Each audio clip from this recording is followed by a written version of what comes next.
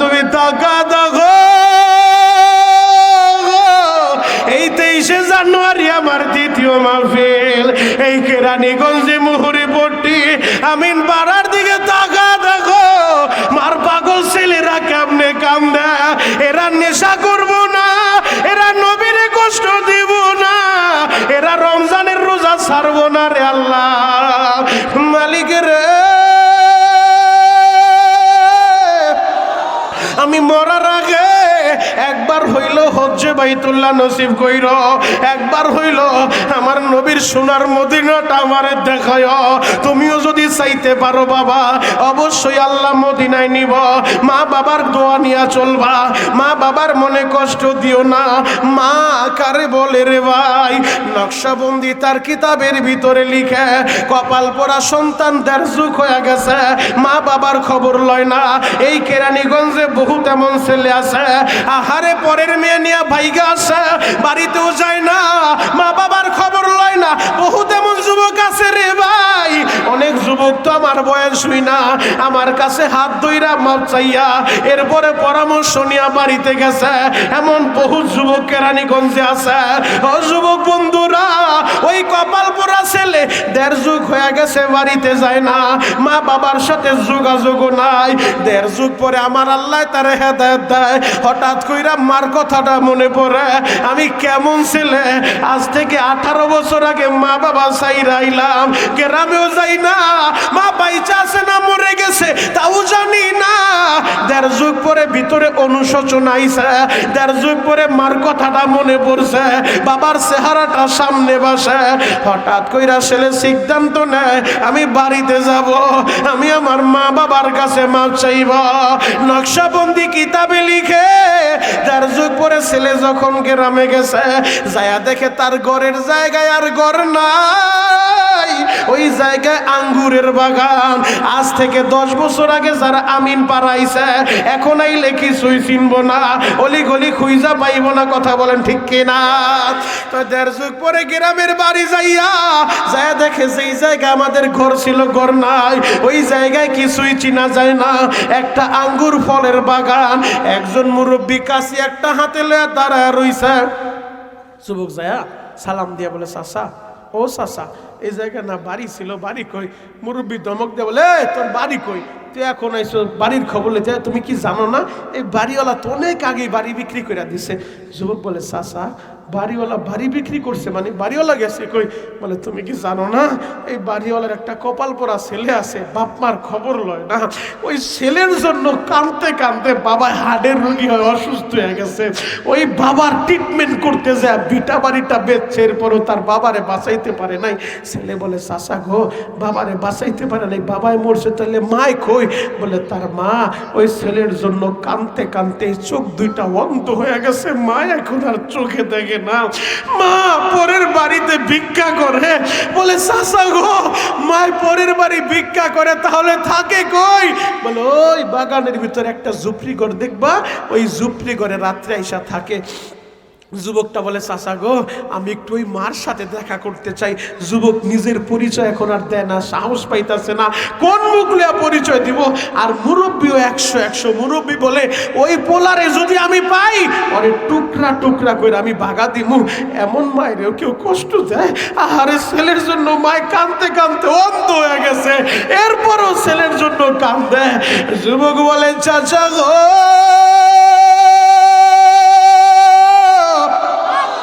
আমি মায়ের একটু দেখতে চাই। বলে, ঝুপড়ি ঘরের কাছে চইলা যাও।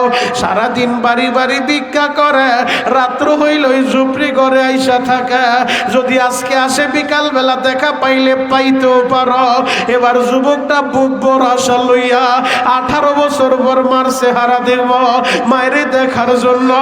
এবার যুবকটা বুক বড় আশা লইয়া ঝুপড়ি ঘরের সামনে যায় দাঁড়ায় রইছে। এখন কাঁদতে বলছি, বাবা কাঁদবা, আর মাত্র 3-4 মিনিট কথা বলবো, এক নজরে শুধু তাকায়া থাকো। যুবক এবার ওই ঝুপড়ি ঘরের সামনে দাঁড়ায় অপেক্ষা করে কখন আমার মা আসবো।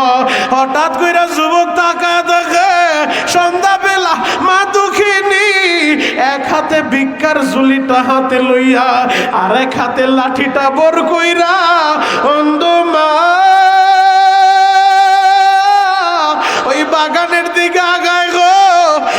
ছেলে তো এই দৃশ্য কোনো ছেলেই সইতে পারে না। যেই মায়ের দেখছিলাম এত সুন্দর, ওই মায়ে দিয়া খনন্দ, ওই মা নিজে হাঁটতেও পারে না, লাঠিতে বর কইরা হাঁটে, ওই মায়ের হাতে দি ভিক্ষার ঝুলি। এবার যুবক মায়ের দেখা বুকটা ফাইটা যাইতাছে, মন তো চায় মায়ের মা বইলা ডাকি, কিন্তু কোন মুখ লিয়া মায়ের মা বলবো এই সাহসটা তার হয় না রে বাবা। হঠাৎ কইরা যুবক দেখে আমার মা বাড়িতে আইসা মাগরিবের আজান হইল। যুবক দৃশ্যগুলা দেখতেছে, মা দুঃখিনী মাগরিবের আজান শুই না লুটার পানি দিয়া ওজুটা বানাইয়া ঝুপড়ি ঘরের ভিতরে ঢুইকা অন্ধ মা ভিক্ষার ঝুলিটা রাইখা লাঠিটা রাইখা যায় নামাজে দাঁড়া গেছে। মা মাগরিবের নামাজটা বইরা, নফল নামাজ সাওয়াবের নামাজটা বইরা হাত দুইটা আসমানের দিকে উঠাইয়া অন্ধ মা কান্দে আর কি বলে জানো, মালিক রে আমার স্বামীরে তুমি কাইরা নিছ, কোনো অভিযোগ করি নাই রে মাওলা, আমার স্বামীর বিটা বাড়িটা তাও তুমি কাইরা নিলা, কোনো অভিযোগ করি নাই রে মাওলা, ছিল একটা ছেলে তারও তুমি কাইরা নিলা, কোনো অভিযোগ করি নাই রে মাওলা, আমার চোখের আলো নিয়া আমার অন্ধ বানাইলা, কোনো অভিযোগ করি নাই রে মাওলা, আমারে ভিক্ষার ঝুলি ধরা দিলা, তাও কোনো অভিযোগ করি নাই রে মাওলা, আমি মরার আগে একটা জিনিস চাই রে মাওলা, আমি মায়েরে ফিরাও না, আমার ভিক্ষার ঝুলি ধরাইছো, কোনো অভিযোগ তোমার উপরে নাই রে মাওলা, একটা জিনিস চাই আবার ফিরে দিও না। আল্লাহ গো আমি মরার আগে আমার কলিজা টুকরা ছেলেটারে আমি মারবো কে একটু ফিরা দাও, আমি মারবো কে ফিরা দাও, ও দয়ার আল্লাহ। হয়তো তুমি ভাবতে পারো আমি মনে হয় ছেলের কামাই খাইতে চাই, না রে মাওলা না, আমি ছেলের কামাই খাইতে চাই না, আমি মা ভিক্ষা কইরা ছেলের খাওয়াইবো, আমি ওর কামাই খাইতে চাই না।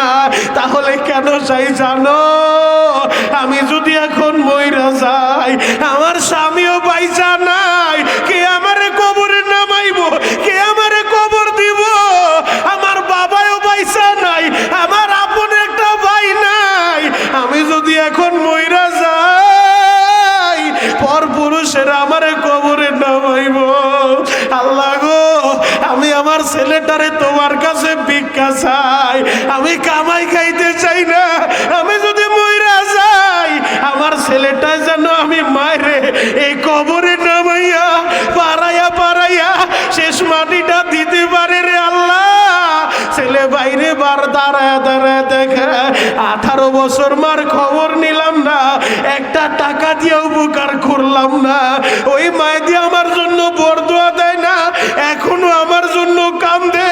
এবার ছেলে একটা দৌড় মাইরা ঘরের ভিতরে যাইয়া পিছন দিক থেকে মায়ের জড়ায় ধরছে, ও মা আল্লাহ তোর ডাকটা কবুল করছে রে মা, মারে আমি তোর জাদু আল্লাহ ফিরা দিছে রে মা। অন্ধ মা ছেলের বুকে জড়াইয়া চেহারাটা হাতা দেয় আর বলে বাবা রে এমন সময় আসলি আমি আবার চোখ দুইটা দিয়া আমি তোরে দেখতে পারলাম না, ও বাবা তুই দিন শুকায় গেছ রে বাবা, বাবা রে আমি এই চোখটা দিয়া তোরে আর দেখতে পারলাম না।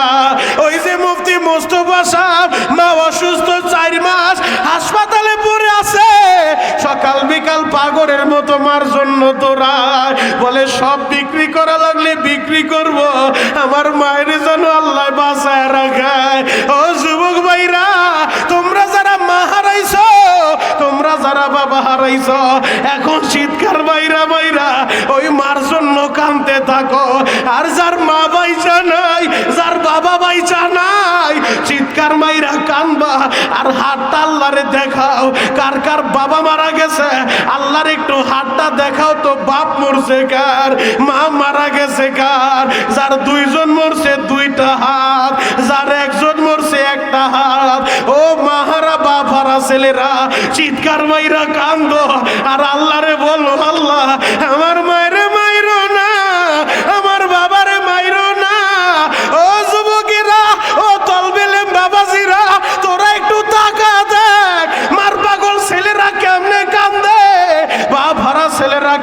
কান্দে, হাতটা নামান গো বাবা। যুবক রে, এদের হাতগুলো কেন উঠাইতে বলছি জানো? আমি তোদেরকে বাস্তব প্র্যাকটিক্যাল দেখা গেলাম। তুই টাকা দেখ, তোর মা আছে, তোর বাবা পয়সা আছে, আমার কথার মর্ম তুই বুঝবি না। তোর ডানে বামে বইসা মাহারা ছেলেরা কেমনে কান্দে দেখ, বাবারা ছেলেরা কেমনে কান্দে। এদের বুকের ভিতরে যে কত ব্যথা আমার আল্লাহ ছাড়া কেউ জানে না। এই শাবানের প্রথম জুমায় আমি তোমাদের পা ধইরা বলে যাব, ওই সবে বরাতের আগে আজকে বয়ান শেষ কইরা ওমার পাগল ছেলেরা মার কাছে টেলিফোন কইরা মাপ চাইবা, বাবার কাছে মাপ চাইবা। আর জীবনে নেশা করবা না, আর কোরআনের বিরুদ্ধে যাইবা না, আলেমের বিরুদ্ধে যাইবা না, আমার নবীর কলিজায় খুর লাগাইবা না। আমার নবী বলছে যে দাড়িতে খুর লাগায়, খুনের আঘাতটা নবীর কলিজায় লাইগা যায়। আমার নবীর কলিজায় তুমি খুর লাগাইবা না, আমার নবীর কষ্ট দিবা না। রমজানের রোজাগুলা রাখবা, 5 ওয়াক্ত নামাজ পড়বা। কারা কারা তওবার করতে পারো, তওবার নিয়েতে আসামির মতো মাথা নিচের দিকে দিয়া, আসামির মতো সিলিন্ডার কইরা হাত দুইটা সবাই উপরে উঠাও। সবাই হাত দুইটা উঠাইয়া মাথাটা নিচের দিকে দিয়া কান্না না আসলেও কান্নার বান্ধুইরা চিৎকার মাইরা ডাক দাও তো আল্লাহ। ডাক দান, ডাক দান, ডাক দান, ডাক দান, ডাক দান, ডাক দান, ডাক দান, ডাক দান। যুবক চিৎকার মাইরা ডাক দাও, ডাক দাও, ডাক দাও। মার কাছে না কানলে মায়ও দুধ দেয় না বাচ্চারে। যুবক চিৎকার মাইরা ডাক দাও, ডাক দাও। এই শাবানের রাতে আল্লাহ ফিরাইবো না, চিৎকার মাইরা ডাক দাও না আল্লাহ। ব্যক্তিত্ব দক্ষিণ কেরানীগঞ্জ থানা ইসলামী আন্দোলন বাংলাদেশের সহসভাপতি হাজী মোহাম্মদ শাহিন খান সাহেব। আমি দোয়া করি আল্লাহ পাক রব্বুল আলামিন হাজী সাহেবের হায়াতের মধ্যেও বরকত দান করুক, চিৎকার মেরে বলেন আমিন। মঞ্চে উপস্থিত জাতির রাহবার হযরত উলামায়ে কেরাম, দূর দূরান্ত থেকে আগত দিন প্রিয় ইসলাম প্রিয় তাওহীদি জনতা, পর্দার অন্তরের অবস্থানরত সম্মানিত শ্রদ্ধেয় মা ও বোনেরা, সকলকে আমার অন্তরের অন্তঃস্থল থেকে ধন্যবাদ জানিয়ে নির্দিষ্ট সময়ের ভিতরে দিনই কিছু কথা আরজ করতে চাই। আমা তাওফীকি ইল্লা বিল্লাহ। আলোচনা শুরু করার পূর্বে আমি আপনাদের কাছে জানতে চাই সমস্ত প্রশংসার মালিককে। আরো জোরে বলেন, একসাথে বলেন। আল্লাহর নাম বললে কি পুলিশে ধরবো, জেলে নিয়ে যাইব, আয়না করে বন্দি করব?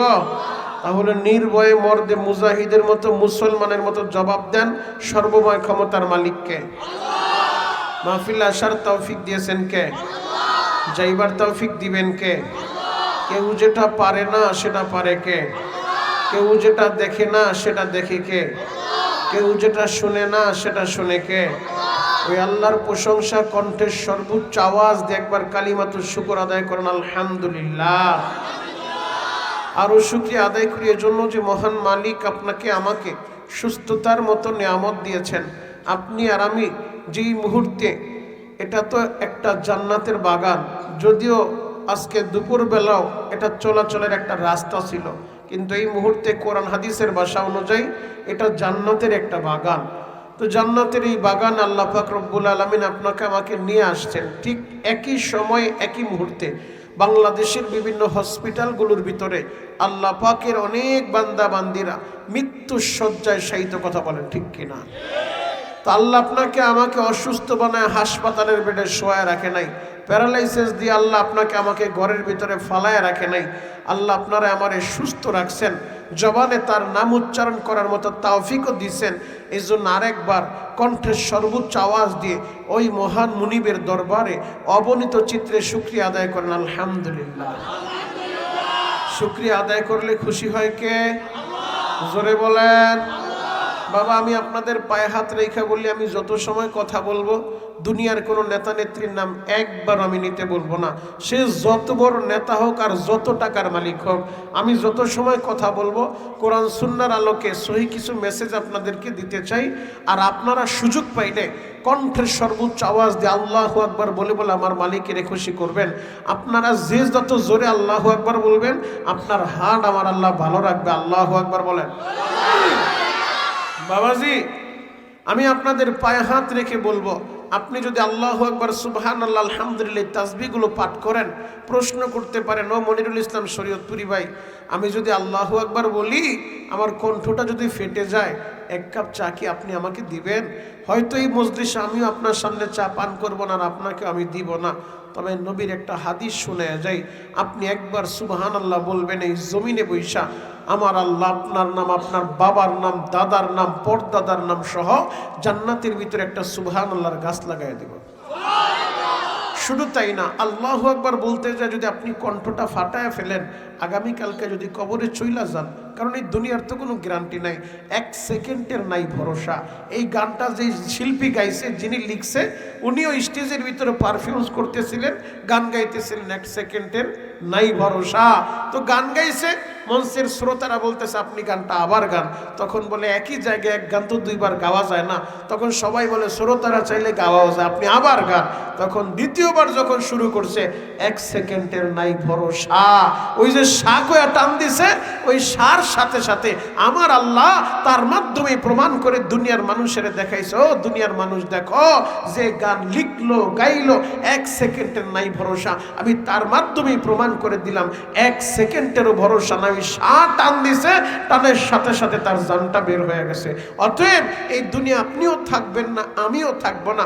গত পরশুদিন আল্লাহর এক বান্দা বক্তব্য দিতেছিলেন, ওই অবস্থায় দুনিয়া থেকে বিদায় নিল। এর কয়েকদিন আগে আমাদের আর এক বক্তা ভাই মঞ্চে বয়ান করতেছিলেন, খুতবা পড়ছেন, ওই অবস্থায় দুনিয়া থেকে বিদায় নিল। তার মানে এমন কোনো দিন নাই যুবকের লাশের খবর নাই। কিছুক্ষণ আগে আমি মুন্সিগঞ্জ বয়ান করে আসতেছিলাম, মুন্সিগঞ্জ শহরে বয়ান করে আসতেছি, প্রতিমধ্যে দেখলাম দুইটা গাড়ি মুখোমুখি সংঘর্ষ। যুবক, এমন কোনো দিন নাই রোড অ্যাক্সিডেন্ট দেখি না, এমন কোনো দিন নাই যুবকের লাশের 2-4টা মৃত্যুর সংবাদ আমাদের কানে আসে না। বাবাজি, তাহলে যে কোনো মুহূর্তে আপনিও চলে যাবেন, আমিও চলে যাব। দুনিয়াতে আসার তো একটা সিরিয়াল আছে, আগে আমাদের দাদা আসছে, দাদার পরে বাবা আসছে, এরপরে আমরা আসছি, কিন্তু এই দুনিয়া থেকে যাওয়ার কোনো সিরিয়াল নাই। দেখা যায় বাবার কাঁধে সন্তানের লাশ, দাদার কাঁধে নাতির লাশ, আসে না নাই? জোরে বলেন বাবা, আসে না নাই? তাহলে যে কোনো মুহূর্তে আপনিও চলে যাবেন, আমিও চলে যাব। আমি লম্বা আলোচনা করব না, যেহেতু এমন জায়গায় আপনাদেরকে বসানো হয়েছে, এই জায়গায় লম্বা আলোচনা করলে আপনাদের কষ্ট হবে, মাইকে ডিস্টার্ব হবে, আমি বুঝতে পারতেছি। এজন্য আপনাদের কাছে অনুরোধ করব, অল্প সময় কথা বলবো, তবে আপনাদের কাছে আমার একটু রিকোয়েস্ট, 10 মিনিট পরে তো ভাইরা দাঁড়ানোর জায়গাও পাবে না, একটু অনুরোধ আপনাদের কাছে করব, আমারে খুশি করবেন, আরশের মালিক আল্লাহ আপনারে খুশি করবে। কারোর সামনে যেন 1 ইঞ্চি জায়গা খালি না থাকে, 1 ইঞ্চি জায়গা যেন খালি না থাকে। একটু কষ্ট করে আপনারা আসেন, মেহেরবানি করে সামনের দিকে আগাইতে থাকেন।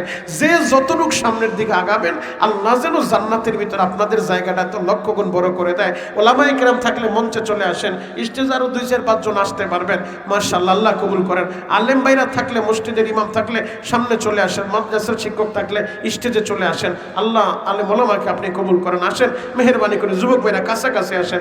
যে যতটুকু সামনের দিকে আগাইতেছেন, আল্লাহ যেন জান্নাতে আপনার জায়গাটা এত লক্ষ গুণ বড় করে দেয়। আর মাদ্রাসার হুজুরকে বলবো, 2-1 ছাত্র দিয়া পিছনে যেই কার্পেটগুলো ময়লা হয়ে গেছে একটু পরিষ্কার করায় দেন, আমার যেই ভাইরা আসতেছে তারা যেন বসার জায়গা পায়। আল্লাহ কবুল করেন, চিৎকার করে বলেন আমিন। এবার বলেন সর্বময় ক্ষমতার মালিক কে? ওই আল্লাহ আছে না নাই? আরো জোরে বলেন আছে না নাই? দুনিয়া আপনিও থাকবেন না, আমিও থাকবো না। কবরে যাওয়ার পরে আমাদের কবরের কি হালত হবে একটা বার চিন্তা করে দেখেন। আল্লাহর নবী বলছে কবরের 2টা অবস্থা হবে। কয় অবস্থা? সবাই বলেন কয় অবস্থা? কবরের 2টা অবস্থা হবে, তৃতীয় কোনো সুরত নাই। 1 নাম্বার, আল কবরু রওজাতুম মিন রিয়াজিল জান্নাহ আও হুফরাতুম মিন হুফারিন নার। নবীজি বলে কবরের 2টা অবস্থা হবে, কারো কবর জান্নাতের একটা বাগান হয়ে যাবে, আবার কারো কবর জাহান্নামের একটা গর্ত হয়ে যাবে।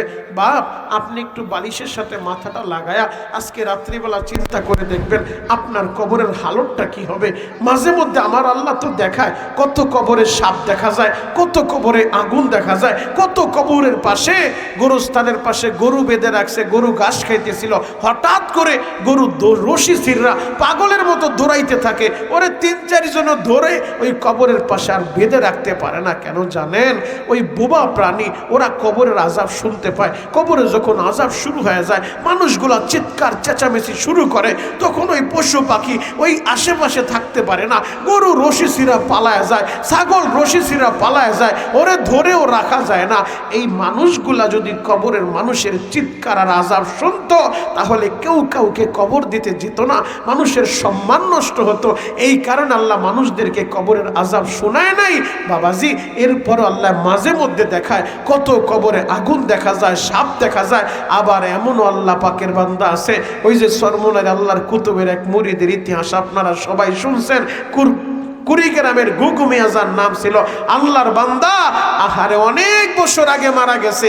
এরপরেও কবরটা যখন নদীর ভাঙনে ভেঙে গেল, কবর থেকে লাশটা কিছু দূর বের হয়ে গেছে, দেখে এখনো পর্যন্ত কাপনের কাপড়টা পর্যন্ত পচে নাই। সুবহানাল্লাহ, আরো জোরে বলেন সুবহানাল্লাহ। কাপনের কাপড়টা পর্যন্ত পচে নাই। তো আমার আল্লাহ তো মাঝে মধ্যে দেখায় দুনিয়ার মানুষের, এরপরেও তো আমরা বুঝি না, এরপরেও তো আমাদের হুঁশ হয় না। বাবাজি, আজকের এই মাহফিলে আমরা যারা আসছি, গুনার বোঝা নিয়ে আসছি। আমি বড় গুনাহগার, আপনারাও গুনাহগার, অতিথি ভাইরা গুনাহগার, বাড়িওয়ালা ভাই গুনাহগার। বলবেন হুজুর এইটা আবার কি বললেন? এটা আমি বলি নাই, ১৫০০ বছর আগে মদিনার নবী বলছে, কুল্লু বানি আদম খত্তাউন, প্রতিটা আদম সন্তান গুনাহগার। তবে এদের ভিতরে উত্তম তারা যারা গুনাহ হওয়ার পরে আল্লাহর কাছে স্যালেন্ডার করে, মাপ চায়, তওবা করে। সুবহানাল্লাহ। আমাদের নবীর আগে পিছনে কোনো গুনাহ ছিল না, এরপরও আমাদের নবী প্রতিদিন ১০০ বার তওবা করতেন, ইস্তিগফার পড়তেন। আর এক হাদিস আসছে ৭০ বার। তাহলে চিন্তা করেন, যেই নবীর গুনাহ নাই, যিনি দুজাহানের বাদশা, যিনি নবীদের ইমাম, যার সুপারিশ ছাড়া দুনিয়ার কোনো হাজি, গাজী, মাওলানা, মুফতি কেউ জান্নাতে যেতে পারবে না, ওই নবীও প্রতিদিন ৭০ বার কেন তওবা করলো? ওই নবীও প্রতিদিন ১০০ বার কেন ইস্তিগফার পড়লো? কেন জানেন? উম্মতের শিক্ষা দেওয়ার জন্য। উম্মত, তোমরাও তওবা করো, তোমরাও ইস্তিগফার করো। যদি তওবার মতো তওবা করা যায়, আল্লাহ বলে ফাউলাইকা ইউবাদদিলুল্লাহু সাইয়্যাতিহিম হাসানাত। বান্দারে, তওবার মতো তওবা যারা করবা, তোমাদেরকে শুধু আমি মাফ করব না, সাইয়্যাতিহিম হাসানাত, তোমাদের সাইয়্যাতগুলা, তোমাদের গুনাহগুলা হাসানাত দিয়া, নেক দিয়া আমি আল্লাহ বদলায়া দিব। আপনাদের মন খারাপ? বাড়িতে গেঞ্জাম হইছে, ক্ষুধা লাগছে, তাহলে এত বড় দামি কথা বললাম, সুবহানাল্লাহর আওয়াজ হইল না? এবার যদি বলি সুবহানাল্লাহর আওয়াজ হবে তো ইনশাআল্লাহ? আল্লাহ বলে, যারা তওবার মতো তওবা করতে পারবা, আমি শুধু তোমাদেরকে মাফ করব না, সাইয়্যাতিহিম হাসানাত, তোমাদের গুনাহগুলো নেক দিয়া বদলায়া দিব। আপনি যেই পরিমাণ গুনাহ করছেন, ওই গুনাহগুলারে নেক দিয়া রূপান্তরিত করব, গুনাহগুলা নেকে পরিবর্তন হয়ে যাবে। আল্লাহু আকবার।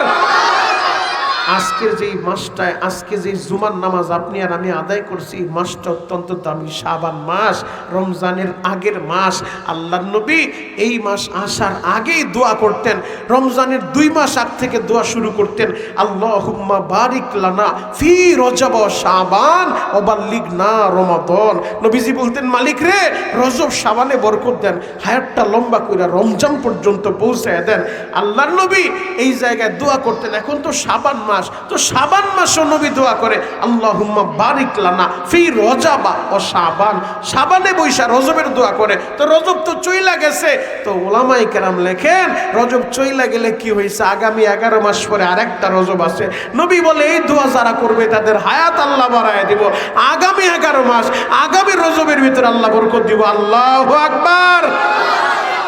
এরপরেও যদি কেউ মারাও যায় এই মাসে অথবা রমজান মাসে, যেই নবীর উম্মতটা সকালবেলা ফজরের নামাজের পরে 7 বার পড়বে, আল্লাহুম্মা আজিরনি মিনান নার, আল্লাহুম্মা আজিরনি মিনান নার, অথবা আল্লাহুম্মা আজিরনা মিনান নার।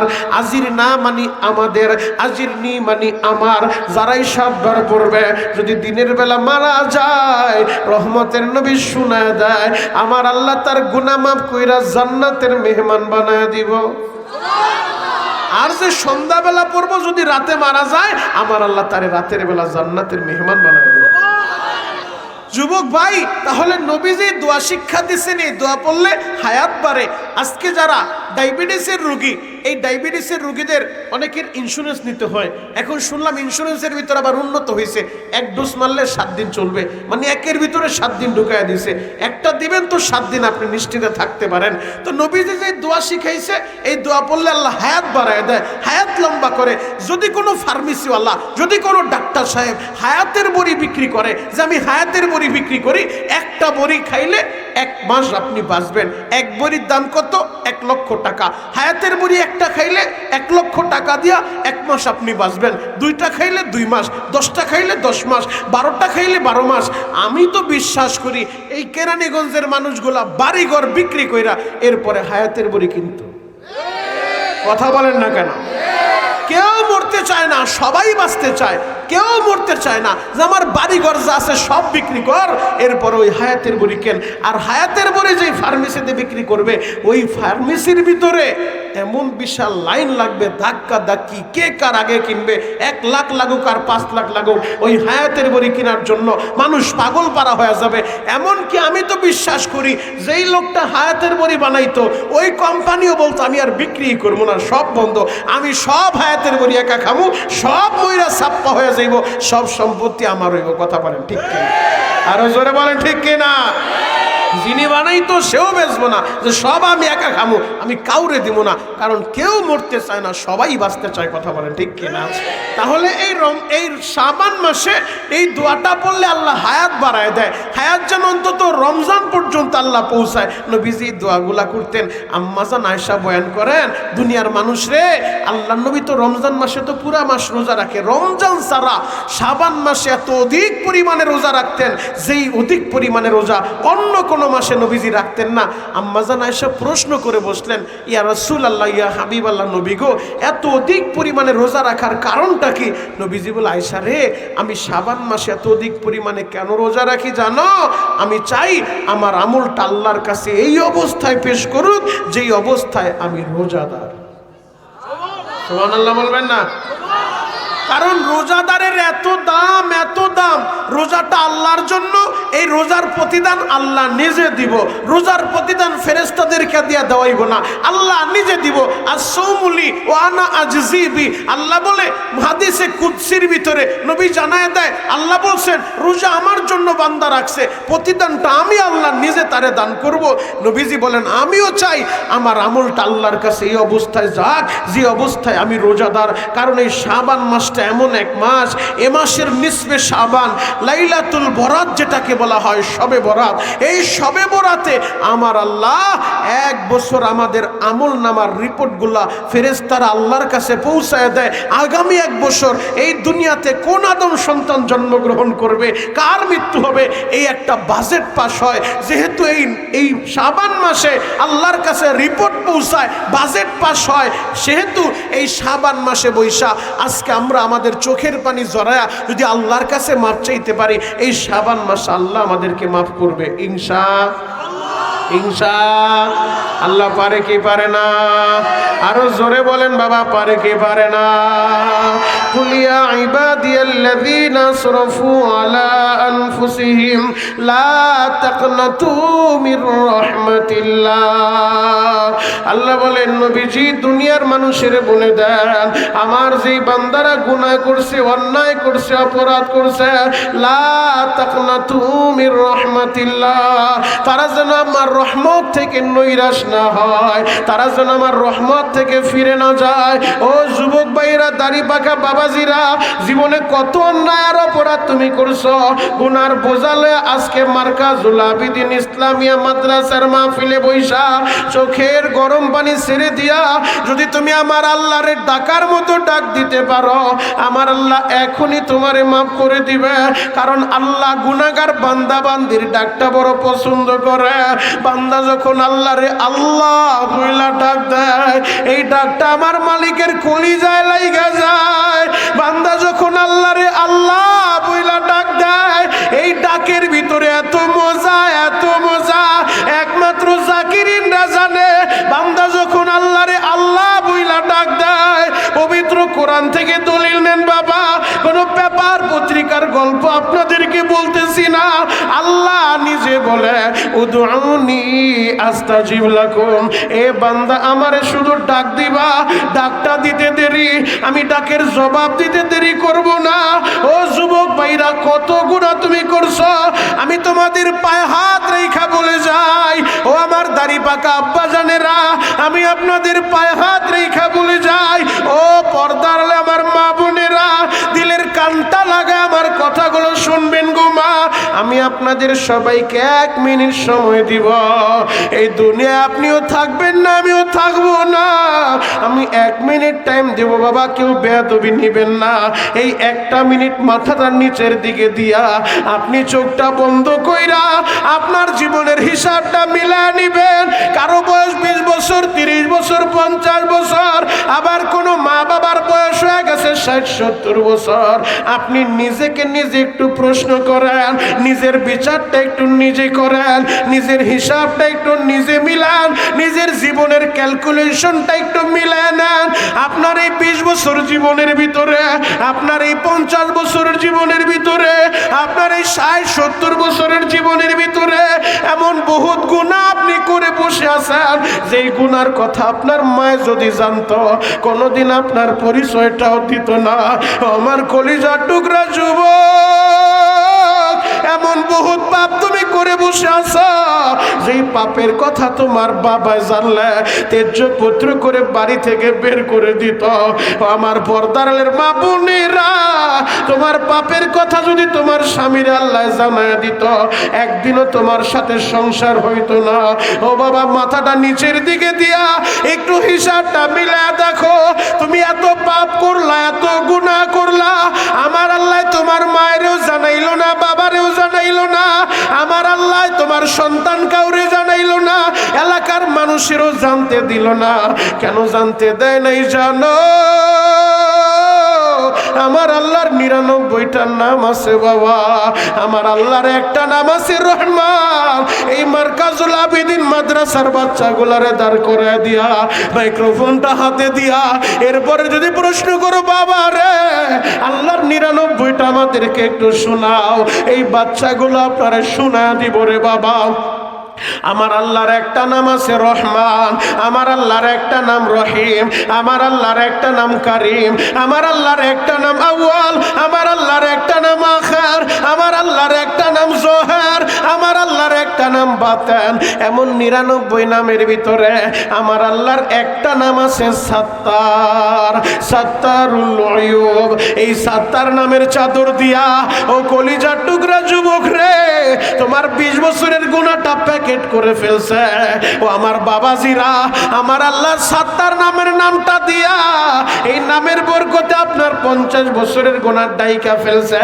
আপনার মায়েরও জানায় নাই, আপনার বাবারও জানতে দেয় নাই। আজকে 2026 সালের 23 জানুয়ারি, এই শাবান মাসের প্রথম জুমার দিন, যদি চোখের পানি জড়াইয়া আমার মাওলারে আপনি ডাকার মতো একটা ডাক দিতে পারেন, আমি খোদার কসম করে বলতে পারি, আপনার গুনাহ করতে 20 বছর 30 বছর লাগছে, আমার আল্লাহর মাফ করতে একটা সেকেন্ডও লাগবো না। আমার আল্লাহর 99 নামের একটা নাম আছে গফফার। ওই গফফার নামের খাতিরে আমার আল্লাহ এখনই মাফ করে দিব রে বাবা। সবাই মাথাটা নিচের দিকে দিয়া, কণ্ঠের সর্বোচ্চ আওয়াজ দিয়া ভালোবাসার একটা ডাক দেন না আল্লাহ। আরো জোরে ডাক দেন না বাবা আল্লাহ। ও যুবক, গলাটা সাইরা দিয়ে ডাক দাও না আল্লাহ। কত গুনাহ করছি মাওলা জীবনে, মাফ করে দেন রহমান নামের খাতিরে। তুমি যদি মাপ নাই করবা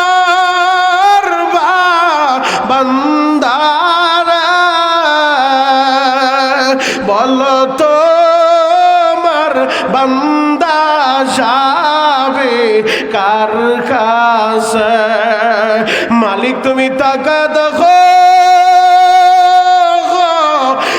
রানীগঞ্জ মুহুরী পট্টির দিকে আমিন পাড়ার দিকে একটা বার তাকা দেখো, তোমার পাগলেরা তোমারে আল্লাহ বলে ডাক দিছে।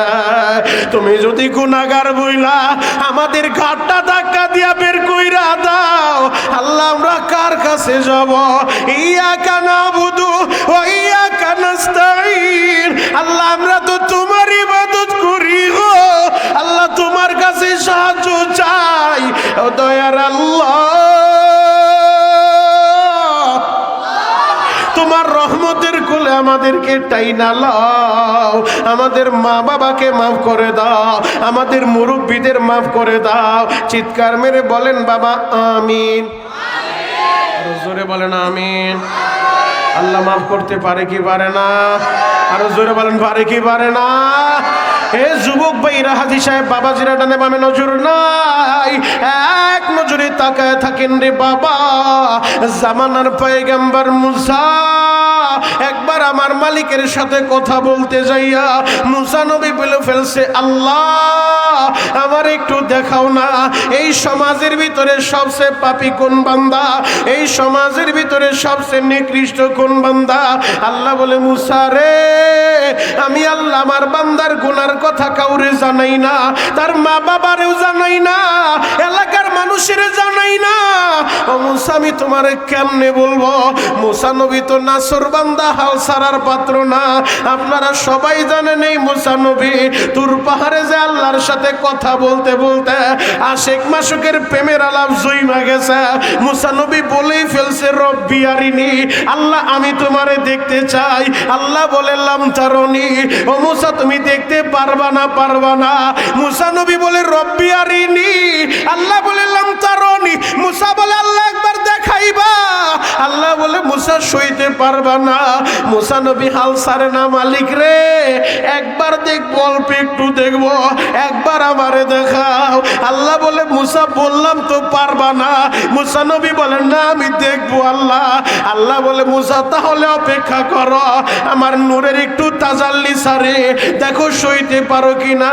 আমার আল্লাহর কুরসির সামনে 70,000 নূরের পর্দা আছে বাবা, একটা পর্দা উঠাইয়া সামান্য একটু নূরের ঝলক ছাইরা দিছে।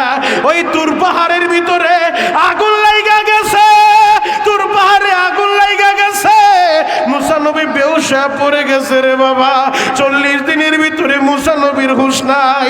মুসা নবী তো হাল ছাড়ার পাত্র না। মুসা নবী বলে, মালিক রে এই সমাজের সবচেয়ে নিকৃষ্ট কোন বান্দা, আমারে একবার দেখাইবা? আল্লাহ বলে, মুসা যদি দেখতেই চাও, আগামীকাল সকালবেলা ওই পাহাড়ের সামনে তুমি দাঁড়ায় থাকবা, আমি আল্লাহ তোমারে দেখা দিব কোন বান্দা সবচেয়ে নিকৃষ্ট, কোন মানুষটা জাহান্নামের আসামি, এই এলাকার সবচেয়ে খারাপ মানুষ কোন মানুষটা, আমি তোমারে দেখাইব। মুসা নবী বুক ভরা সালে সকালবেলা দাঁড়ায় রইছে। আশিকি রাসূল ভাইরা রে, জামানার পয়গম্বর মুসা সকালবেলা দাঁড়াছে, নিকৃষ্ট মানুষটা দেখব, খারাপ মানুষটা দেখব, জাহান্নামের আসামিরে দেখব, বুক ভরা সালে দাঁড়ায় রইছে। হঠাৎ করে দেখে একটা যুবক তার সামনে দিয়ে হাইটা যায়। মুসা নবী যুবকরে দেখার সাথে সাথে একটা ধমক দিয়া বলে, যুবক তাড়াতাড়ি আমার সামনে থেকে দূর হয়ে যাও, তুমি জাহান্নামের আসামি, তুমি পাপিষ্ট আর নিকৃষ্ট। যদি তোমার উপরে গজব নাজিল হয়ে যায়, ওই গজবে আমিও পড়ে যাব। বিপদ আসলে ইমামের বাড়িতেও আসবে, হাজির বাড়িতেও আসবে, গজব আসলে সবার উপরেই আসবে। ওই করোনা মহামারী, এরপরে বিভিন্ন সময় আমার আল্লাহ বালা মুসিবত দেয়, তখন ইমামের বাড়িতেও হবে। যুবক ভাইরা রে, মুসা নবী বলে, যুবক তাড়াতাড়ি চইলা যাও, নয়তো গজবে আমিও পইরা যাব। যুবক তো চইলা গেছে। বাপ বসো, ডিস্টার্ব করো না, রাস্তা টোটাল বন্ধ, একজন জনের সামনে নাস, ফুল বন্ধ করে বসো। খারাপ লাগতেছে আপনাদের? শেষ করে দিব? চলবে? চলবে কতক্ষণ? সারা রায়? সারা রায় সবাই থাকবেন? আল্লাহু আকবার বলেন তো, আরো জোরে বলেন আল্লাহু আকবার। হে যুবক ভাইরা, হাজী সাহেব বাবাজিরা ডানে বামে নজর নাই, এক নজরে তাকায় থাকেন গো বাবা। মুসা নবী যখন যুবকের তাড়ায় দেয়, এবার মুসা আবার দৌড় মারছে তুর পাহাড়ে, কারণ মুসা নবী তো আল্লাহর সাথে কথা বলতো তুর পাহাড়ে যায়। আর উম্মতে মুহাম্মদী আপনার আমার কত দাম জানেন? আমাদের কথা বলতে তুর পাহাড়ে যাইতে হবে না, আমাদের কথা বলতে বাইতুল মুকাররম যাইতে হবে না। এই মুহূর্তে আল্লাহর আল্লাহ বইলা ডাক দিবেন, আল্লাহর ডাকের জবাব দিব। কম্বলের নিচে শুয়ে আল্লাহর আল্লাহ বইলা ডাক দিবেন, আল্লাহর ডাকের জবাব দিব। কিছুক্ষণ আগেই যে বাচ্চাগুলা তেলাওয়াত করলো আলহামদুলিল্লাহি রাব্বিল আলামিন, সমস্ত প্রশংসা জগৎ সমূহের পালন কর্তা রবের জন্য। রব সাথে সাথে বলে সাদাক্তা ইয়া আব্দি, বান্দা তুমি সত্য কথা বলছো, সব প্রশংসা আমি আল্লাহর জন্য। বান্দা তেলাওয়াত করে নামাজে দাঁড়া আর রহমানির রহিম, তিনি রহমান, তিনি রহিম, তিনি পরম দয়ালু। আল্লাহ বলে সাদাক্তা ইয়া আব্দি, বান্দা বলে মালিক ইয়াউমিদ্দিন, তিনি বিচার দিবসের মালিক, master of the day of judgement. মালিক বলে সাদাক্তা ইয়া আব্দি, বান্দা তুমি সত্য কথা বলছো, বিচার দিবসের মালিক কে? আরো জোরে বলেন কে? আজকে যত নেতা খেতা নাট বল্টু স্কুল যা কিছু দেখেন, একটারও নেতৃত্ব চলবো না। ময়দানে মাহশারে একজনের নেতৃত্ব চলবো, তিনি কে? ওই ময়দানে মাহশারে কোনো নেতারে খুঁজা পাইবেন না।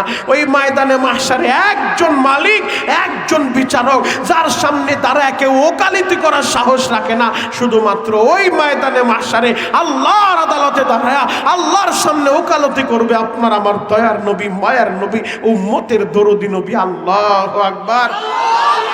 যুবক ভাই মুসা নবী দৌড় মারছে আবার তুর পাহাড়ে যায়, বলে আল্লাহ তুমি তো আমারে খারাপ মানুষটা দেখাইলা, নিকৃষ্ট আর পাপিষ্ট মানুষটা দেখাইলা, আল্লাহ গো এখন একটু ভালো মানুষটা দেখাও।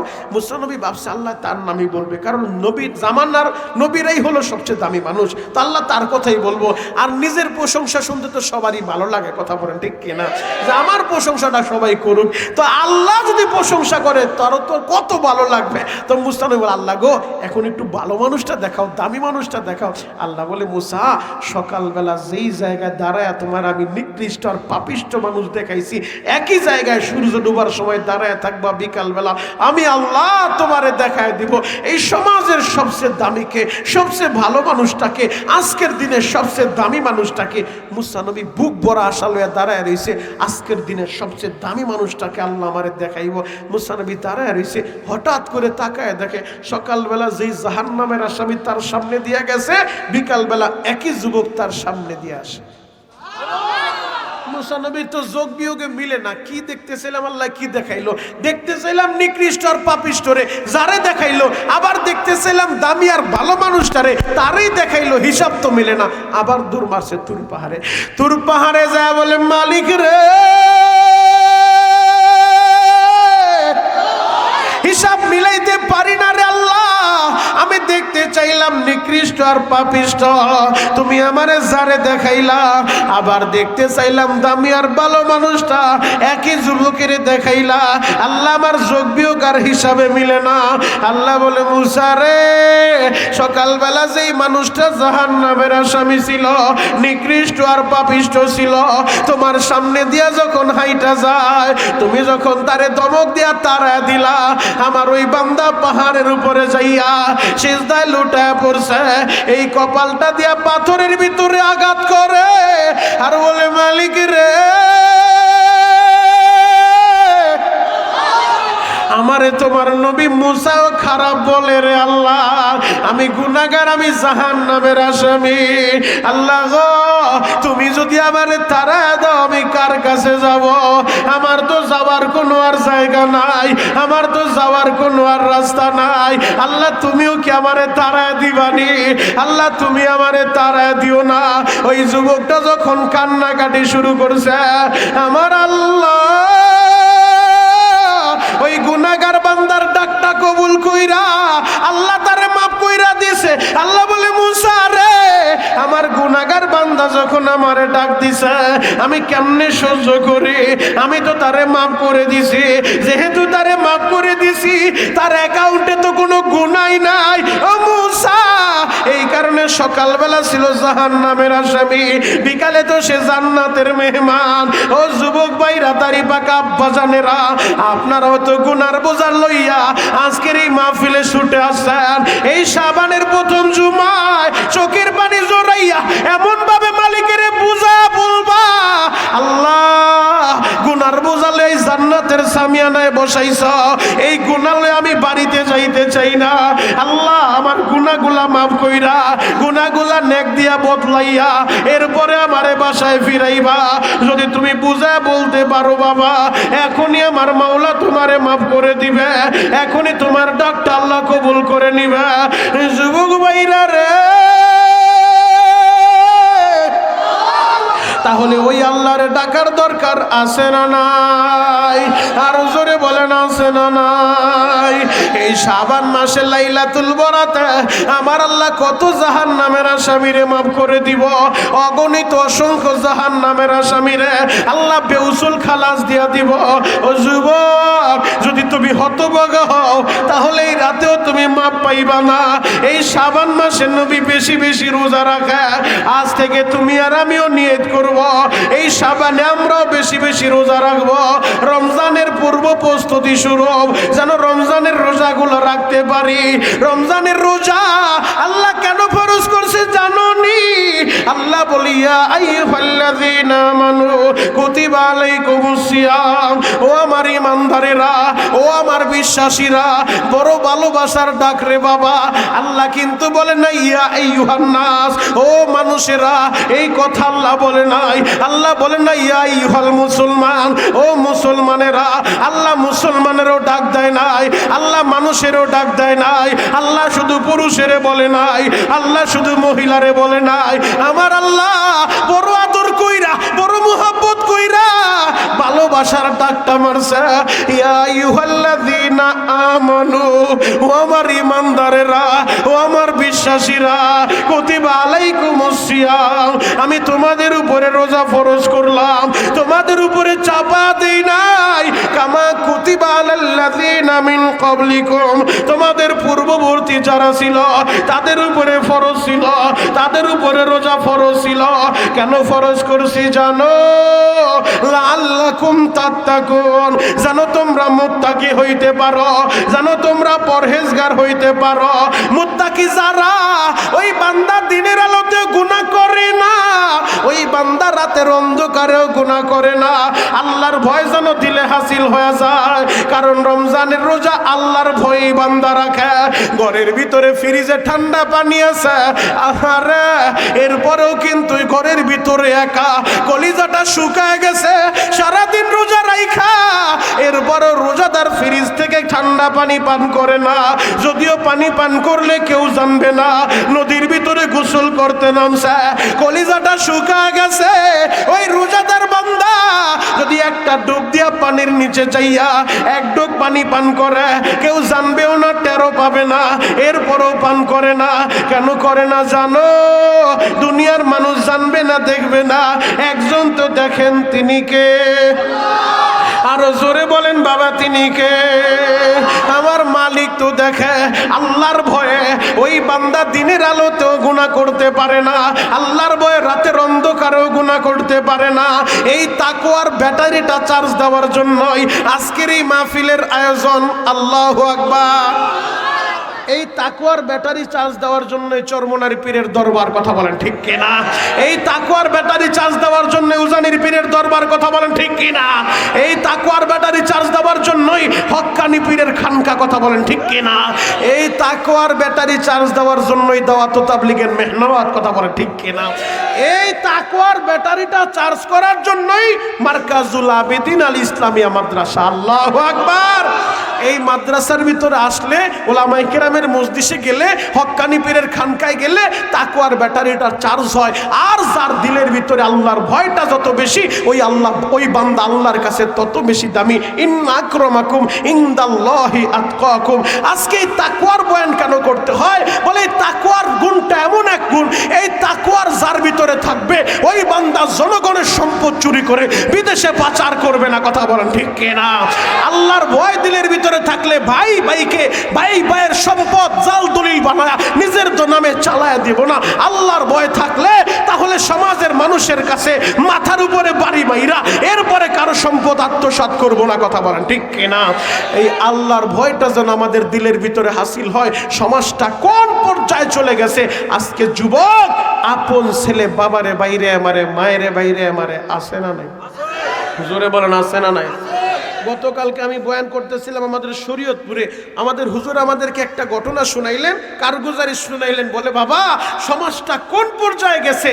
বাবাই যাইব উমরা করতে, নিজের পালের একটা গরু বিক্রি করছে, অনেক কষ্ট করে গরুটা পালছে, তো বাবাই টাকা পাইব সেই জন্য গরুটা বেচছে, উমরা করতে যাইব।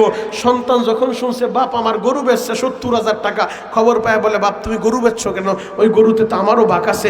এক কথা দুই কথা বইলা বাবার সাথে একটা পর্যায়ে তর্কতর্কি লাইগা গেছে। এমন এক পর্যায়ে গেছে যে ছেলে বাবার মাথার ভিতরে এমন ভাবে বাড়ি মারছে, জায়গায় বাবার ডেট হয়ে গেছে। আহারে, যেই বাপ নিজে না খায় সন্তানের খাওয়াইছিল, যেই বাপ পরের জমিতে কামলা দিয়া দিয়া এই সন্তানের লেখাপড়ার পরীক্ষার ফি দিছে, আজকে সেই সন্তান বাবারে মেরে ফেলে। কয়েকদিন আগে মোবাইলে একটা ঘটনা ভাইরাল হয়েছে, আপনারা দেখছেন। মদিনায়, সোনার মদিনায়, নবীর রওজার কাছাকাছি হেরেমের ভিতরে কপাল পোড়া পোলা বাবার সাথে তর্ক লিপ্ত হইয়া এক পর্যায়ে এমন ভাবে গলা চাইপা ধরছে, 4-5 জনও টাইনা শুনাইতে পারে না, পুলিশের গুছায়ও হাত ছুটাইতে পারে না। বাপরে ধরছে তো ধরছে, তারে জায়গায় মেরে ফেলবে। এই হলো বর্তমান সমাজের যুবকদের অবস্থা। কথা বলেন ঠিক কি? কত কপাল পোড়ার কারগুজারি, কয়টা শুনাবো আপনাদেরকে।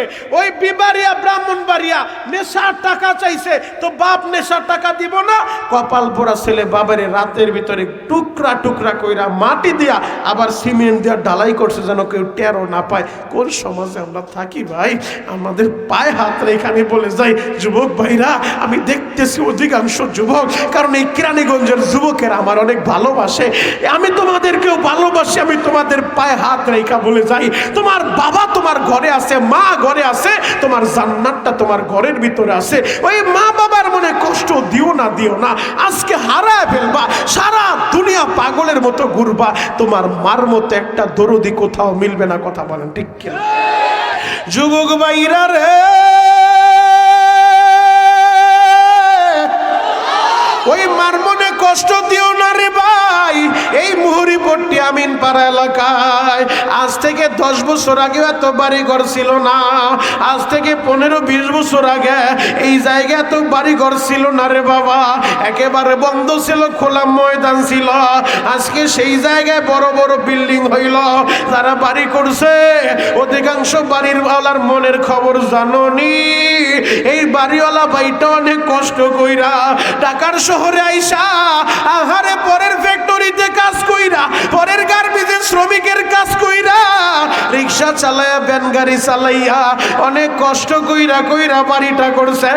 এমন বাড়িওয়ালা ভাই আছে গো, আজকে তার ঢাকায় বাড়ি আছে, গাড়ি আছে, একটাই মনের ভিতরে ব্যথা। ও শরীয়তপুরি ভাই, আমার মা দুঃখিনী দেখা যাইতে পারে নাই, আমার বাবা আমার সুখের দিনটা দেখে নাই। এমন মনের ভিতরে ব্যথা লয়া যারা বসে আছো, এখন শুধু ফোপায়া ফোপায়া কানবা আর বলবা, মালিক রে আমার মায়েরে তুমি মাইরো না, আমার বাবারে তুমি মাইরো না রে আল্লাহ। আমি যখন মুন্সিগঞ্জ থেকে মাহফিল করে আসতেছিলাম, তোমাদের মতো একটা যুবক হয়তো 18 থেকে 20 বছর হবে, আমার হাতটা ধরে কান্দে আর বলে, শরীয়তপুরি ভাই আমি কয়েকদিন আগে মায়ের হারাইছি, এখন আমার কিছুই ভালো লাগে না, বাড়িতে গেলেও মনটা বসে না, মা ছাড়া আমার কিছুই ভালো লাগে না। প্রতিদিন এমন কত যুবকেরা দোয়া চায়, আমি তোমাদের জন্য দোয়া করব রে ভাই। দিলের কানটা লাগা আমার কথাগুলো শুনবা।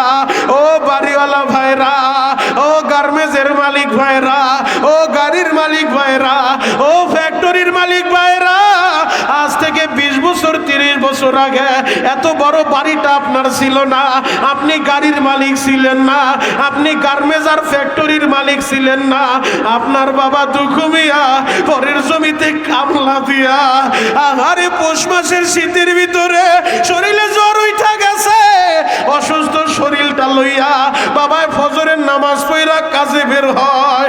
মা দুঃখিনী বলে, অসুস্থ শরীর লইয়া আপনি কেন কাজে যান? বাবাই বলে, আমি যদি কাজ না করি আমার ছেলের মাদ্রাসার ফি দিব কে, আমার সন্তানের স্কুলের বেতন দিব কে? ও যুবক ভাইরা, এত কষ্ট কইরা বাবায় পড়ালেখা করাইছে, আজকে তুমি টাকার মালিক, গাড়ির মালিক, বাড়ির মালিক, মনে একটাই ব্যথা, আজকে আমার বাবাই নাই, আমার এই সুখের দিন বাবাই দেখে নাই। এই নাজিরাবাগে 10 তারা বাড়ির মালিক, আমার খুব মহব্বতের নাম বললে অনেকে চিনবেন, আমারে বলে শরীয়তপুরি ভাই, আমরা 7 জন ভাই বোন ছিলাম, আমার মার জন্য একটু দোয়া কইরেন।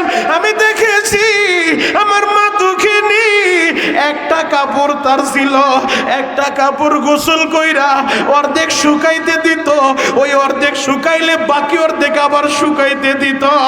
এত কষ্ট আমার মা করছে, 100 টাকা লইয়া ঢাকায় আইছি, কত লাথি উষ্টা খাইছি, আজকে আল্লাহ টাকা পয়সা সবই দিছে, এত বড় বাড়ি দিল, কিন্তু মনে একটাই ব্যথা, আমি নিজের কামাই করা টাকা দিয়া আমি আমার মা দুঃখিনী রে একটা আপেল কিনেও খাওয়াইতে পারি নাই, আমি আমার মায়েরে একটা কাপড় কিনেও দিতে পারি নাই। আজকে প্রতি বছর আমি যাকাত দেই, শত শত কাপড় আমি মহিলাদেরকে দেই, কিন্তু আমি আমার টাকায় কিনা একটা কাপড় আমার মায়েরে পরাইতে পারলাম না। আমার আমিন বাজার বাইরা রে,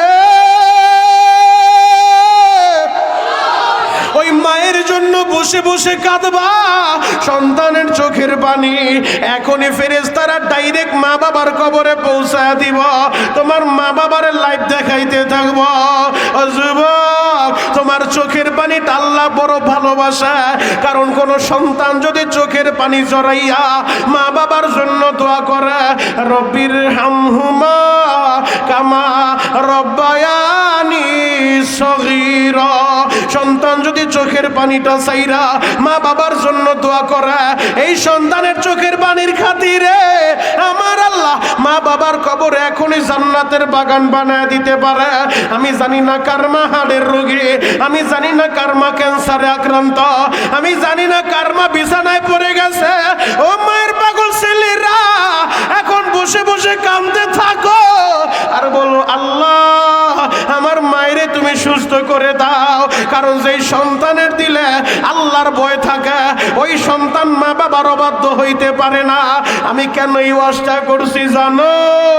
এই সাবানের চাঁদে, নিসফে সাবান, সবে বরাতে আমার আল্লাহ সবাইরে মাফ করলো, ওই কপাল পোড়ারে কিন্তু মাফ করব না। যার অ্যাকাউন্টে মার বর্দ আছে, যার অ্যাকাউন্টে বাবার বর্দ আছে, ও যুবক বন্ধুরা, তোদের পা তুই টাকা দে, আমি পা ধরে বলে যাই, আমি বয়ান শেষ করার সাথে সাথে মার কাছে তুই মাপ চাবি।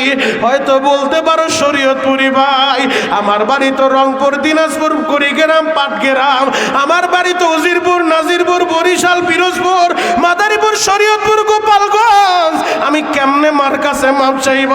বয়ান শেষ করার সাথে সাথে মায়ের একটা টেলিফোন করবা, 1 মিনিট কথা বলবা, মা গো মনিরুল ইসলাম শরীয়তপুরি আমার ভাই, আমারে বই লাগেছে, তুমি যদি মাফ না করো এই সবে বরাত আল্লাহ আমারে মাফ করব না, এই সাবান মাসে আল্লাহ আমারে মাফ করব না, মাগো দাও না আমারে মাফ কইরা। যদি তুমি মার দোয়া নিতে পারো অবশ্যই আল্লাহ তোমারে মাফ করবো রে বাবা। ও যুবক ভাইরা, হয়তো আমি বড় পীর সাহেব না, কিন্তু আজকে আমার বয়ানে পীরেরাও কান্দে, আলেম ওলামা কান্দে। কেন কান্দে জানো নি? এইটা আমার মায়ের দোয়া রে ভাই, এইটা আমার বাবার দোয়া। এমন কোনো দিন নাই যায় নামাজে বৈশা আমার মা আমার জন্য চোখের পানি না জড়ায়। এই হাতটা দিয়া আমি তোদের পা ধরতে রাজি আছি, যদি ওই হাতটা দিয়া আমি বহুতবার হাজরে আসওয়াদ ধরছি, এই 6 রমজান আবার যাব, আমি তোমাদের জন্য দোয়া করব। ও যুবক ভাইরা, আল্লাহ যেন তোমাদেরকে মক্কা মদিনার মেহমান বানায়। এখন শুধু আল্লাহর ভয়ে, নবীর মহব্বতে বইরা ওই মা বাবার জন্য চোখের পানি জড়াইবা। আল্লাহ আমাদের মা বাবাকে মাফ করে দাও। মা কারে বলে রে ভাই, মার মনে কষ্ট দিলে আমার আল্লাহর আরশটা কাইপা যায়। ওই মার মনে কষ্ট দিও না, ওই বাবার মনে কষ্ট দিও না রে ভাই। জ্বলন্ত একটা প্রমাণ আমি তোমাদের সামনে তুলে ধরব। আল্লাহর ওলি জুরাইজ তার নাম। জুরাইজ বহুত বড় আবেদ, আল্লাহর বড় দামি বান্দা। এই জুরাইজ সারা রাত দাঁড়া দাঁড়া তাহাজ্জুদ পড়ে, দিনের বেলা দাঁড়া দাঁড়া নামাজ আদায় করে। তার মা দুঃখিনী, গ্রাম থেকে একদিন আইসে ছেলেরে দেখার জন্য। ছেলেরে না দেখলে মার ভালো লাগে না। অনেক মা আছে দেখবেন অসুস্থ হয়ে গেছে, এরপরও সন্তানের চেহারা না দেখলে মার ভালো লাগে না। আমার নানি ছিল আমাদের গ্রামে, 100 বছরের মতো হায়াত পাইছে। আমার নানি গত বছর মারা গেছে, আল্লাহ জান্নাত নসিব করুক, চিৎকার মেরে বলেন আমিন। তো আমার নানিরে দেখতাম প্রতিদিন আমাদের বাড়িতে 2-1 গুল্লা দেয়। যখনই আসে সবাই বিরক্ত হয়, তুমি এই অবস্থায় কেন আসো? যদি রাস্তাঘাটে কোনো দুর্ঘটনা ঘটে যায়, যদি পড়ে যাও, তখন নানি কি বলে জানো? আমার মেয়েটারে না দেখলে আমার ভালো লাগে না। সকালে একবার আসে, বিকালে একবার আসে, মানে মন সুইটা যায়। আমার সন্তানটার একটু দেখলে আমার ভালো লাগে। যুবক ভাইরা, এর নাম হলো মা। তো গ্রাম থেকে মা আইসে, 2 গ্রাম পরে মা থাকে। ছেলে যেই জায়গায় ইবাদত করে, ইবাদতখানা, ওই জায়গায় আসছে ছেলেরে দেখার জন্য। এখন আসছে মা হাঁটতে হাঁটতে লাঠিতে ভর করে, অনেক কষ্ট হয়েছে। আইসা দরজার সামনে দাঁড়ায়, বলে জুরাইস, ও জুরাইস, বাবা আমি তোমার মায় আইছি। বাবা রে, তোমার না দেখলে আমার ভালো লাগে না। ও বাবা দরজাটা খুলো। জুরাইস তো ঘরের ভিতরে নামাজে দাঁড়ায় রয়েছে। সে চিন্তা করে, একদিকে নামাজ আর একদিকে মা, একদিকে নামাজ আর একদিকে মা, একদিকে আমার আল্লাহ আর একদিকে আমার, আমি কোন দিকে যাবো? আমি কি মার ডাকের জবাব দিব নাকি নামাজটা শেষ করব? জুরাইস ছিল আবেদ, সে আলেম না। যদি আলেম হইতো তাহলে মাসালা আগে মায় ডাকছে, মার ডাকের জবাব দেই, নামাজ নফল নামাজ আমি পরেও পড়তে পারবো।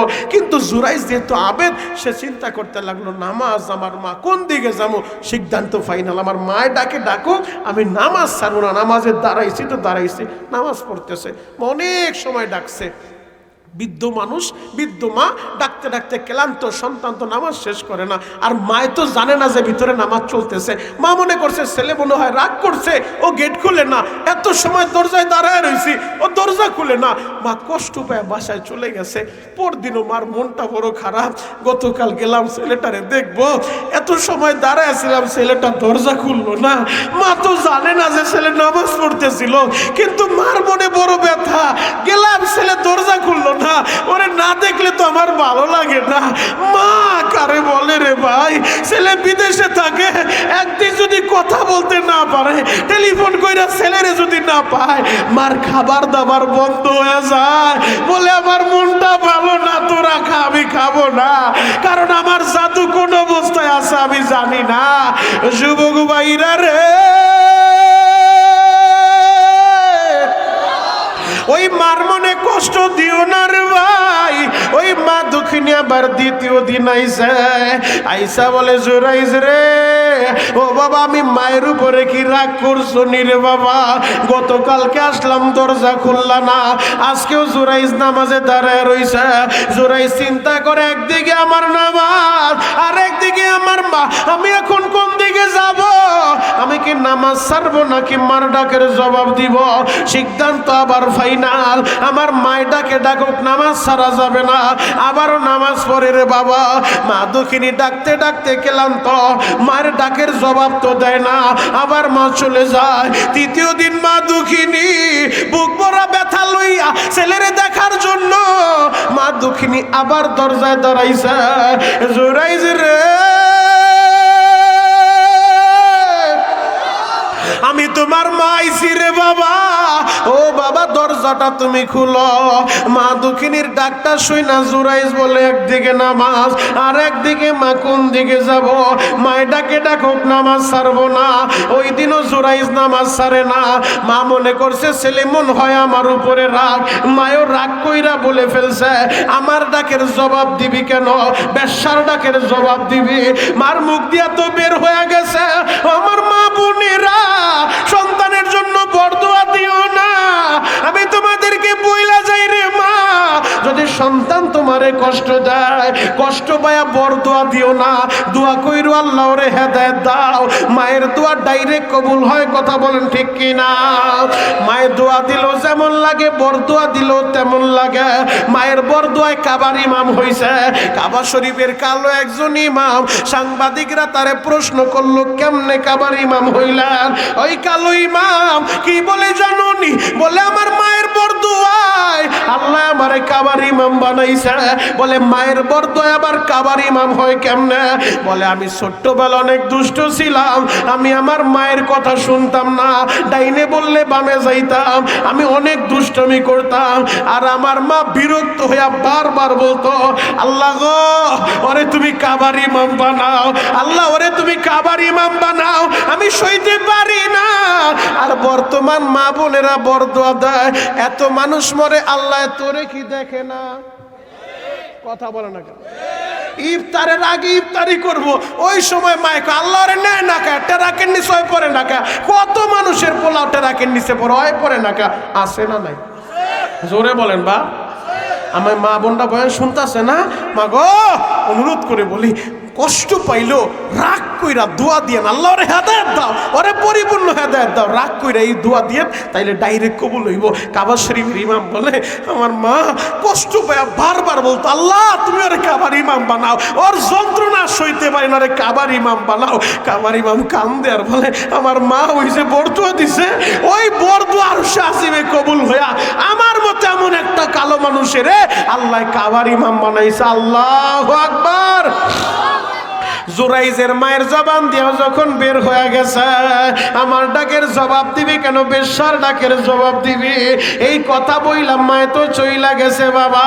হঠাৎ করে আমার মাওলার কারিশমা তো বোঝা যায় না, ওই এলাকার একজন পাগলি প্রেগনেন্ট হইল, পাগলি গর্ভপাত করলো, প্রসব করলো, বাচ্চা হয়ে যায়।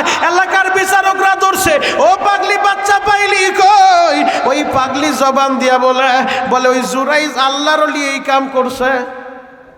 নাউজুবিল্লাহ। আগামী বছর আরো জোরে বলেন। এলাকার যুবকরা শুনে সব এক হয়েছে, এই হুজুর তুমি এই কাম করো না, তো আমার তোমরা রে ভাবছি বড় আল্লাহর ওলি বুজুর্গ মানুষ, তুমি সারাদিন ইবাদত করার ইবাদতের ফাঁকে তুমি এই কাম করো। এবার যুবকরা মিল্লাত তো উড়া দুরা মায়ের কারে বলে ইবাদত খানা বাইঙ্গা হুজুর রে টাইনা বের করে নিয়ে আসছে, হুজুর রে মারা শুরু করছে। এমন আছে না নাই? জোরে বলেন আছে না নাই? যাচাই বাছাই পরে হুজুরের নামে একটা শুনছে তো আগে এক শুনলো, এলাকার সল্টু বল্টু নাট বল্টু, ওরে বাবা মাদ্রাসার একটা রিপোর্ট শুনলে যদি শুনে মুখে এমন একটা কাহিনী হয়েছে, যাচাই বাছাই পরে আগে দর মাদ্রাসা দর হুজুর রে আছে না নাই? জোরে বলেন ভাই আছে না নাই?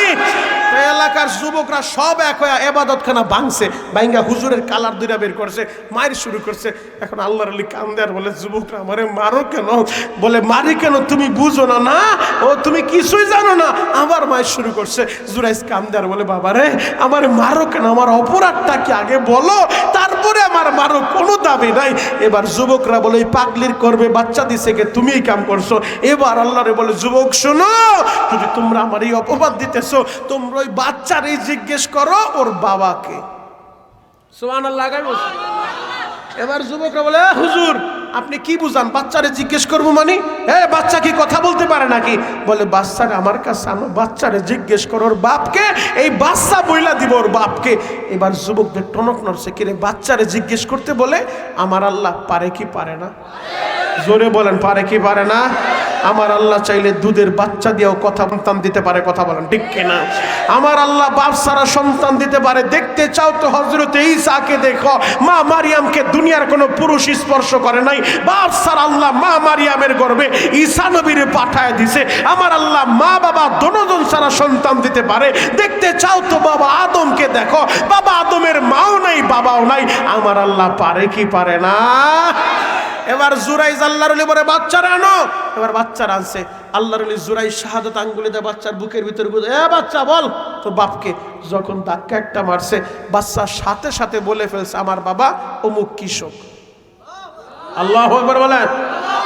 এক কৃষকের নাম বলছে। এবার সবাই হুজুরের পাও জড়ায় ধরছে, হুজুর বুঝতে পারি না আপনি এত বড় আল্লাহর ওলি, আমরা বুঝতে পারি নাই, না বুঝা ভুল করে ফেলছি, আপনার ইবাদতখানা ভাঙছি, হুজুর আমাদেরকে মাফ করেন, আমরা আপনার ইবাদতখানা স্বর্ণ দিয়া বাদাই করে দিব। আল্লাহর ওলি বলে আমার ইবাদতখানা স্বর্ণ দিয়া বাদাই করতে হবে না, হবে না, দোষটা তোমাদের না, দোষটা আমার, আমি বুঝে ফেলছি। ওই যে আমার মা কষ্ট পায় আমারে বলছে বেশ্যার ডাকের জবাব দিব, আমার মার কষ্টের কারণে ওই মার বরদোয়া লাইগা গেছে। আল্লাহর ওলি জুরাইজ এবার যুবকদেরকে ডেকে বলে, যুবক ভাইরা রে, এই অপরাধ তোমাদের না, এইটা আমার পাওনা ছিল।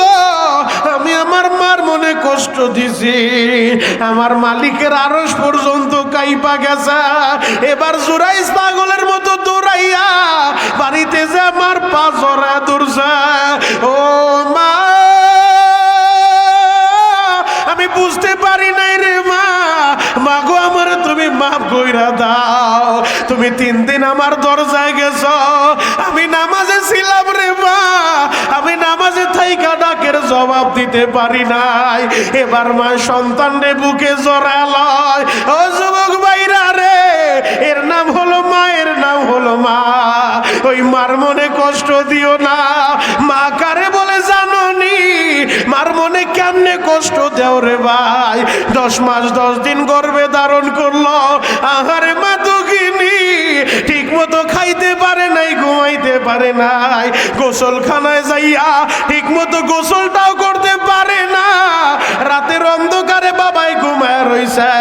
হঠাৎ করে মা দুঃখিনী আহারে বিছানা থেকে উঠা গেছে, পেটের ভিতরে হাত দিয়া বসে আছে। পাশে বৈশা বাবাই নাকটাই না ঘুমায়, মায় তো ঘুমাইতে পারে নাই রে ভাই। ওই গভীর রাত্রে বাবাই দেখা মায়েরে প্রশ্ন করে, তুমি ঘুমাও না কেন? বলে না, আমি ঠিক আছি, আপনি ঘুমান। এর নাম হলো মা। 2.5 বছর দুধ খাওয়াইলো, কেমনে মায়েরে কষ্ট দেও রে ভাই। ও যুবক বন্ধুরা, তোদের পা দুইটা আগায় দে, আমি তোদের পা দুইরা বলে যাই, ওই মার মনে কষ্ট দিও না, দিও না। মা কারে বলে রে ভাই? আমি 5 মিনিটে আলোচনার ইতি টানবো, এক নজরে আমার দিকে তাকায় থাকবা। এখন শুধু চোখের পানি দেখতে চাই, পুরা ময়দানে চোখের পানি জড়াইয়া আমার মাওলারে বুঝা দিবা, আল্লাহ তুমি না চোখের পানিটা বড় ভালোবাসো। ফালিয়াদহাকু কলিলা ওয়ালিয়াবকু কাসীরা। ও আল্লাহ, তুমি না বলছো কম কম হাসতে আর বেশি বেশি কাঁদতে। ও দয়ার আল্লাহ, আমি চোখের পানি জড়াইয়া আমি আমার মার জন্য মাপ চাই, আমি নবীর রওজাটা দেখতে চাই। ও বাবা, মদিনায় যাইতে কি মন চায় না? মনটাই কি চায় না সোনার মদিনায় যাইয়া নবীর রওজার সামনে দাঁড়াইয়া আবেগ ভরা কণ্ঠ লইয়া, চোখ ভরা পানি লইয়া আপনি আমার নবীরে সালাম দিবেন, আসসালাতু আসসালামু আলাইকা ইয়া রাসূলুল্লাহ, আসসালাতু আসসালামু আলাইকা ইয়া হাবিবাল্লাহ। মনটাই কি চায় না রে বাবা? যদি মনটাই চায় চোখের পানি জড়াও। হয়তো প্রশ্ন করতে পারো, ও মনিরুল ইসলাম শরীয়তপুরি ভাই, আমি তো প্যান্টের দোকানে শ্রমিকের কাজ করি, আমি রিক্সা চালাই, মুদি দোকান করি, আমি বাজারে বাজারে হাইটা জালমুড়ি বেচি, আমি কেমনে মদিনায় যাব? মদিনায় যাইতে টাকা লাগে না, মদিনায় যাইতে কপাল লাগে রে বাবা, কপাল। তুমি কয় ডজন প্রমাণ দেখতে চাও টাকা ছাড়াও হজ করা যায়? কয় ডজন প্রমাণ তুমি নিবা? আমি তোমারে প্রমাণ দিব। ও যুবক বন্ধুরা, আমি কয়েকদিন আগে বিক্রমপুর যেই মাদ্রাসায় লেখাপড়া করলাম, ওই মাদ্রাসায় প্রধান বক্তার বয়ান করতেছিলাম, আমি ওই জায়গায় কথাটা বলেছিলাম টাকা ছাড়াও হজ করা যায়। আমার এই বয়ানটা শুই না লিবিয়া থেকে আল্লাহর এক বান্দা আমারে টেলিফোন কইরা বলে, ও শরীয়তপুরি ভাই, আমি যখন কেরানীগঞ্জে ছিলাম অনেক কষ্ট কইরা প্রতি জুমায় হাইটা হাইটা আপনার পিছনে যে জুমা পড়তাম, আজকে আল্লাহ আমারে লিবিয়া আনছে, আপনার কথাটা আমার শরীরে লাগছে, আমার দিলের ভিতরে লাগছে। টাকা ছাড়া যে হজ করা যায়, আল্লাহ আমারে বড় হজ করাইছে, মাত্র 10,000 টাকা আমার খরচ হইছে। তার মানে টাকা ছাড়াও আল্লাহ হজ করাইতে পারে কি পারে না? জোরে বলেন বাবা, পারে কি পারে না? আমি আমার মালিকের কাছে যা চাইছি, আমার মালিক জীবনে আমারে ফিরায় নাই। মানুষের জীবনে বিপদ আপদ আসে, তবে আমার আল্লাহ আমার জন্য যা কল্যাণকর আমার আল্লাহ সেটাই করে রে ভাই। আজও পর্যন্ত আমার অকল্যাণকর এমন কিছু আমার মাওলা আমারে করে নাই। কেন জানোনি? ওই ছোট্টবেলা থেকে আমার এই জীবনের লাইফটা, আমার এই জীবনের স্টার্টিংটা আমি মালিক রে বলছি, মালিক রে আমার জীবনের চালক তুমি, তুমি যেমনে চালাইবা আমি ওইভাবেই চলবো। যদি আমি মরার পরেও আমার এই লাশটা দিনের কোনো কাজে লাগে, তুমি কাজে লাগায় ওরে আল্লাহ। এই জন্য আমার মালিক জীবনে আমারে ব্যর্থ করে নাই। আমার আল্লাহ আমার কল্যাণ করজা সেটাই করে রে বাবা। ও যুবক ভাইরা, ও দাড়ি পাকা আব্বা জানেরা, আমি পায়ে হাত রেখে বলে যাই, আমিও আমার মালিকের বলছিলাম জীবনে প্রতিটা রমজান আমি তোমার বন্ধুর রওজার কাছে কাটাইতে চাই। এই তো রমজানে চলে যাব। বাবা কেমনে যাব জানো? আল্লাহর এক বান্দা আমারে টেলিফোন করছে, বলে হুজুর আপনার পাসপোর্টটা পাঠান। আমি পাসপোর্ট পাঠাইলাম, জুমার নামাজ পড়াইতে গেলাম, মুয়াজ্জিন একটা সিটির খামাইনা দিল, সিটিটা খুললাম, ভিতরে দেখি বিমানের টিকিট ওকে হয়ে গেছে। ওই যে মালিকের বলছি পাস তো আরশে আজিম থেকে হয়, আমি মালিকের কাবা ঘরটা দইরা ওই গত অক্টোবরেও বলে আসছি আল্লাহ প্রতিটা রমজান তোমার ঘরে আমারে নিয়ে আসবা। কেমনে আনবা আমি জানি না, এখন বছরে কয়েকবার না, নেওয়ার মালিক আমার আল্লাহ। আমি কেন বলছি বাবা জানো? আমি তোমাদেরকে বুঝাইতে চাই, আমি যার গোলামি করি তুমিও তার গোলামি করো। আমার মালিক যে তোমার মালিকও তো সে, আমার ডাক শুনলে তোমারটা কেন শুনবো না? অবশ্যই চাওয়ার মতো চাইলে আমার আল্লাহ তোমার ডাকটাও কবুল করব। ও যুবক ভাইরা চোখের পানি জড়াইয়া এখন চাওয়ার মতো চাইবা।